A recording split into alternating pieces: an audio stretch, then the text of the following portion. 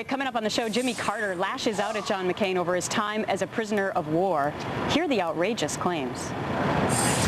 Now, think about the Democratic National Convention that we saw. All the big names: Bill Clinton, Hillary Clinton, Al Gore, of course, Barack Obama himself. John Kerry is speaking yesterday as well.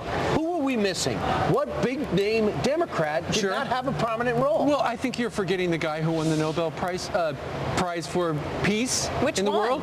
Well, I'm talking this time about Jimmy Carter. Jimmy Carter sat down for an interview with USA Today and the Gannett News Service, and what he said about John McCain's biography and the campaign is extraordinary. Listen to this. I think that John McCain is milking every possible drop of advantage from that unfortunate experience in his early military life.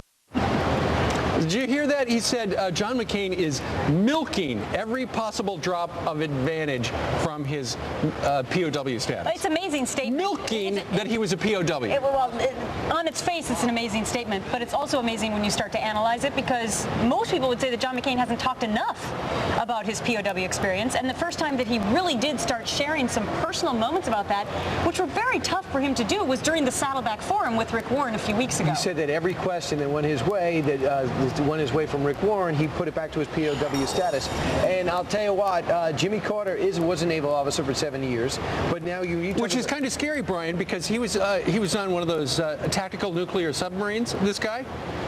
With his finger on the button? I know. That doesn't scare you now, in retrospect? Also, him and the Clintons and the Carters don't get along. And evidently, Jimmy Carter also went on to be a little critical of Hillary. Says her speech was okay, but it would focus too heavily on her own accomplishments. Well, maybe this is why he was not asked to be a part of any of the festivities there. But you have to wonder, so many times the different campaigns have their surrogates go out on the stump and say things that they can't say. I doubt that the Barack Obama camp wanted Jimmy Carter to say this. Well, so Jimmy Carter's talking about how John McCain is milking his POW status. But at the same time, isn't Jimmy Carter milking his presidency for street cred? And let's just think back to the days of Jimmy Carter. I remember sitting in gas lines, odd, even days, very dramatically and very vividly. I also remember back during the Jimmy Carter administration, economic turmoil, everything was screwed up. Double-digit unemployment? Here's the fact that that still stuns me to this day, and that is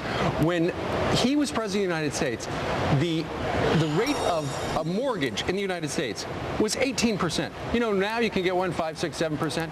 18%. Just imagine that. Every 5 years, you essentially buy the house again. But Barack Obama was painting a scene last night as if America was in the middle of the worst depression ever. Housing, real estate, everything, and it's George Bush's fault. But if he harkens back to his day to return America to that day, he also points to a very tough childhood where his mom had to pay for her own education while working at night, and the struggles that his grandfather had. So I thought that was an effective part of the speech. But what generation of America does he want to harken back to? I understand that, but I thought it was an effective part of the speech when he was trying to downplay that he's not a celebrity. I thought that was very effective to talk about his roots again. Well, he didn't start a celebrity, but he is now.